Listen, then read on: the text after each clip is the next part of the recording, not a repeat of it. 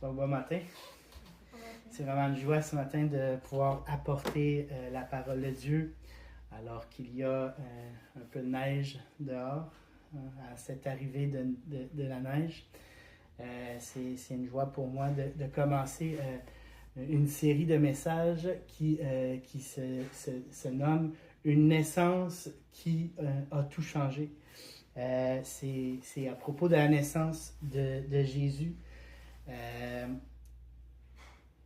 J'aimerais vraiment aller regarder à propos de cette naissance-là parce que on voit vraiment, de par cette naissance-là, la nature de Jésus, la nature de la Bible, la nature de Dieu, en fait, de par la naissance de Jésus. Alors, lorsque je me suis justement arrêté afin de préparer et de produire ce message-là, j'ai vraiment vu et Dieu m'a permis de voir et de ressortir les éléments essentiels à savoir pour comprendre, pour être édifié, pour être construit dans cette parole qui est de la parole de Dieu, en fait de cette histoire qui est ressortie ici. C'est vraiment le but de cette série de messages, c'est vraiment d'être édifié par cette révélation de la part de Dieu qui, la réalité, c'est que la parole de Dieu, elle ne change pas. La parole de Dieu reste toujours la même. Elle est de la même essence. Et c'est ce que nous voyons par l'histoire de la naissance de Jésus. Donc, j'aimerais ça qu'on puisse lire ensemble dans Matthieu chapitre 1 du verset 18 au verset 25. Donc, on voit, je vais lire pour nous, dans Matthieu 1, verset 18 à 25. Voici de quelle manière arriva la naissance de Jésus Christ. Marie, sa mère, ayant été fiancée à Joseph, se trouva enceinte par la vertu du Saint-Esprit qui, avant qu'il ait habité ensemble. Par la vertu du Saint-Esprit, j'avais-tu dit? Ouais. Amen. Amen, ouais. Joseph, son époux, qui était un homme de bien et qui ne voulait pas la diffamer, se proposa de rompre secrètement avec elle. Comme il y pensait, voici, un ange du Seigneur lui apparut en songe et dit, « Joseph, fils de David, ne crains pas de prendre avec toi Marie, ta femme, car l'enfant qu'elle a conçu vient du Saint-Esprit. Elle enfantera un fils et tu lui donneras le nom de Jésus. C'est lui qui sauvera son peuple de ses péchés. » Tout cela arriva afin que s'accomplisse ce que le Seigneur avait annoncé par le prophète. Voici, la Vierge sera enceinte, elle enfantera un fils et on lui donnera le nom d'Emmanuel, ce qui signifie Dieu avec nous. Joseph s'étant réveillé, fit ce que l'ange du Seigneur lui avait ordonné, et il prit sa femme avec lui, mais il ne la connut point jusqu'à ce qu'elle ait enfanté un fils, auquel il donna le nom de Jésus. Donc voilà. Donc j'aimerais ça, la première chose que je veux faire ressortir ici dans le texte qui nous dévoile la nature de la parole, la nature de cette histoire, c'est par la vertu du Saint-Esprit. Par la vertu du Saint-Esprit. Et on va être honnête là, ce matin. Si à un moment donné, ma femme vient me voir, puis elle me dit, je suis enceinte, mais que, vous voyez, puis je suis enceinte par la vertu du Saint-Esprit, honnêtement, il y a des doutes qui vont embarquer. il y a une réaction humaine, il y a une réaction naturelle. Je crois même que ma réaction ne va pas nécessairement refléter la gloire et la grâce de Dieu. Mais pourtant, on voit dans le texte que par la vertu du Saint-Esprit, l'histoire était motivée et inspirée par Dieu. Tout était à propos de l'inspiration de la vertu du Saint-Esprit. L'histoire, elle est sous l'inspiration de l'essence de Dieu. Sans l'essence de Dieu, on n'en amène à rien. Cette histoire, cette expression vertu du Saint-Esprit est une démonstration ainsi qu'une preuve que la vie de Jésus est Dieu incarné.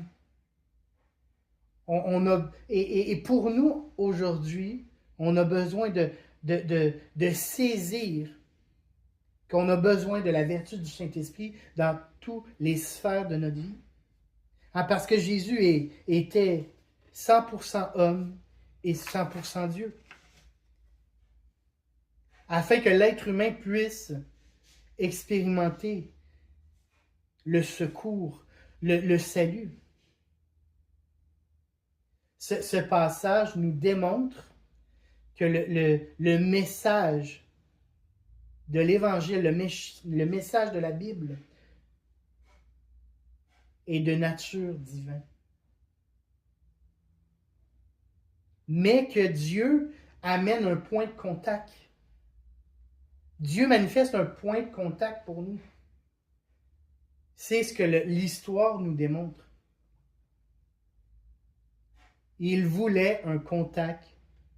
Il veut un contact encore avec nous. Il aime l'être humain et il intervient de manière concrète dans chacune de nos vies.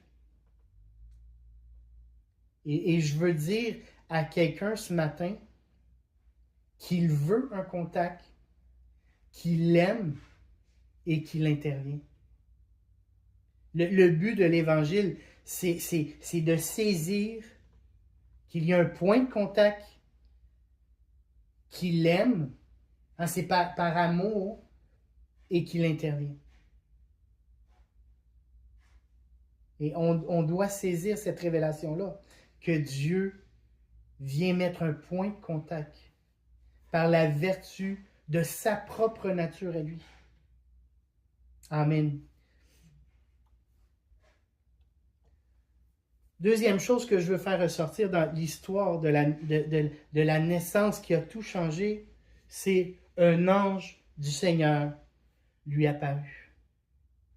On peut voir que le Seigneur ne se limite pas.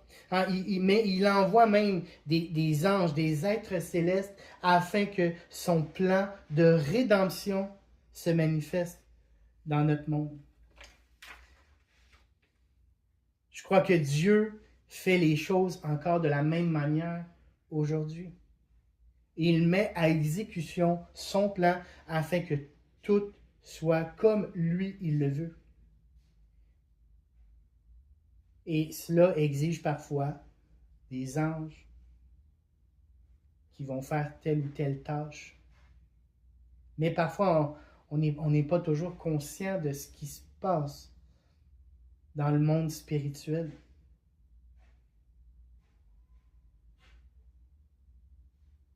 Mais nous sommes appelés à ouvrir les yeux pour voir. Comme Jésus a dit dans Matthieu 11, 15, que celui qui a des oreilles pour entendre peut s'entendre. Ou bien dans Matthieu chapitre 13, verset 16, mais heureux sont vos yeux parce qu'ils voient et vos oreilles parce qu'ils entendent. La parole de Dieu se manifeste, ainsi que les ordres que Dieu manifeste. Et une autre parole que j'avais oublié d'inscrire, c'est dans Job 33, verset 14, Dieu parle, cependant, tantôt d'une manière, tantôt d'une autre, et l'on n'y prend point garde. Il parle par des songes, par des visions nocturnes, quand les hommes sont livrés à un profond sommeil, quand ils sont endormis sur leur couche.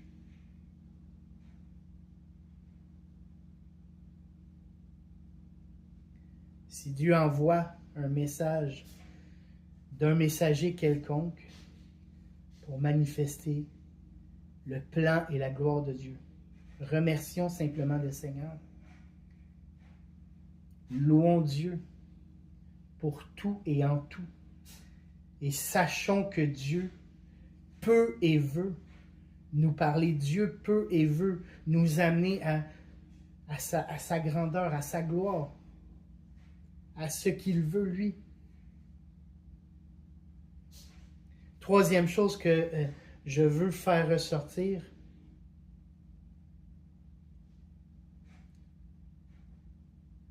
c'est que lorsque Dieu dit quelque chose, il l'accomplit. En Jésus sauvera son peuple de ses péchés. Jésus sauvera son peuple de ses péchés. On doit savoir que cette parole qui avait été annoncée, c'était une parole du prophète Ésaïe qui avait été dit, c'est pourquoi le Seigneur lui-même vous donnera un signe. Voici la Vierge deviendra enceinte, elle enfantera un fils et on lui donnera le nom d'Emmanuel, Dieu avec nous. Dieu avait déjà prononcé son verdict, son accomplissement, sa parole, sa volonté. Dieu avait déjà annoncé sa volonté. Ce qui devait arriver. Dieu n'est pas un homme pour mentir. Dieu n'est pas un homme pour mentir.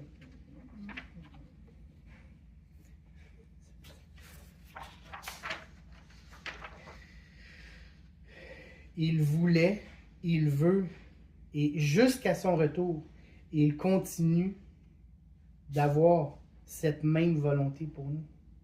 Intervenir dans notre vie. Je veux dire ce matin à quelqu'un, le salut, le secours est disponible. Je veux dire ce matin que la délivrance est pour celui qui la veut. On n'a pas besoin de prérequis, de toutes sortes de performances pour recevoir de la part de Dieu. La seule chose qu'on a besoin, c'est la foi ainsi que de le vouloir, simplement pour obtenir de la part de Dieu, se mettre à disposition afin de recevoir.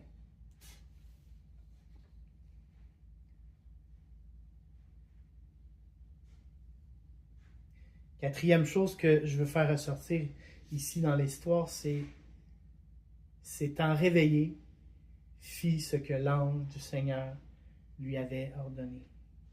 Joseph, lorsqu'il a reçu la visite de l'ange, qu'est-ce qu'il a fait? Il se mit en exécution. Lorsque Dieu nous parle, lorsque Dieu nous communique, on est appelé à se mettre en action. On voit souvent les chrétiens qui donnent leur vie à Jésus. Amen. Mais la vie chrétienne ne se termine pas à partir du moment où tu as ton ticket. Mais ici, on voit dans l'histoire que Joseph ne s'est pas seulement contenté de recevoir la visite d'un ange, mais on voit que Joseph met à exécution ce que l'ange lui demande. Joseph obéit à ce que Dieu lui demande, simplement.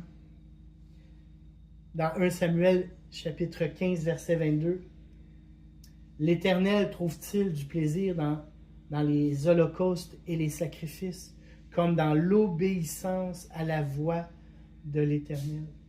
Voici, l'obéissance vaut mieux que les sacrifices. »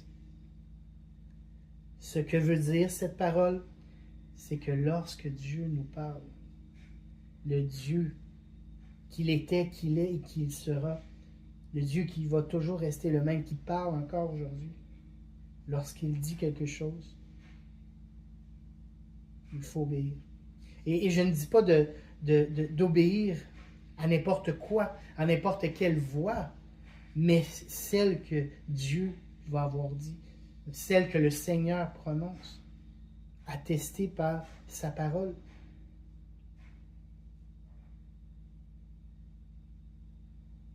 Et la réalité, c'est que des fois, Dieu parle, mais on ne fait pas toujours attention. On n'est pas toujours attentif. Si Dieu pointe vers quelque chose, soyons attentifs à ce qu'il pointe.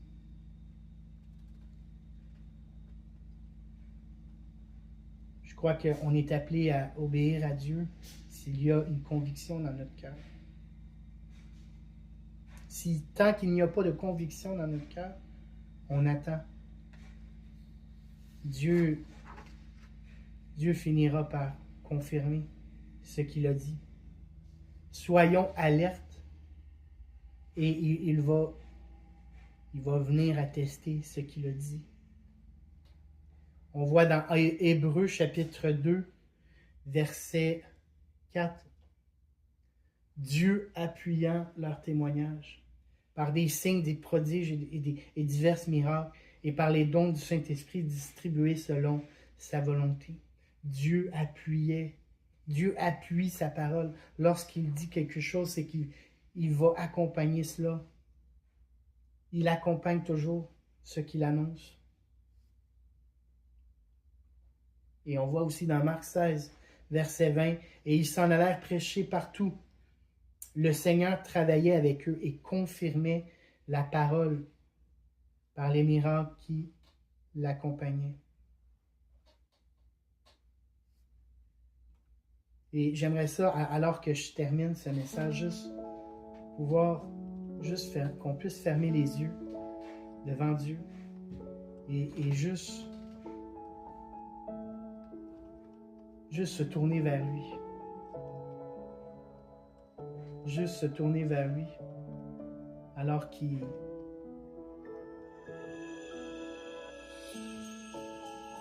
a tout fait.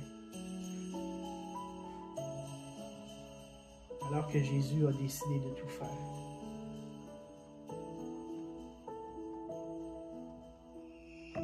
Jésus a décidé de tout accomplir. Seigneur Dieu, merci de ta volonté pour notre vie. De décider de vouloir te révéler à nous.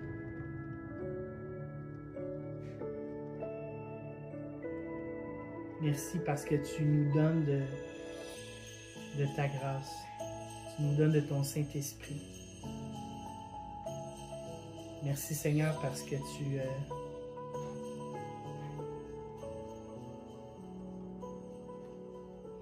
nous donnes de ta présence par tous les moyens. Merci parce que tu veux nous communiquer par toutes sortes de manières. Merci Seigneur d'être présent dans nos vies.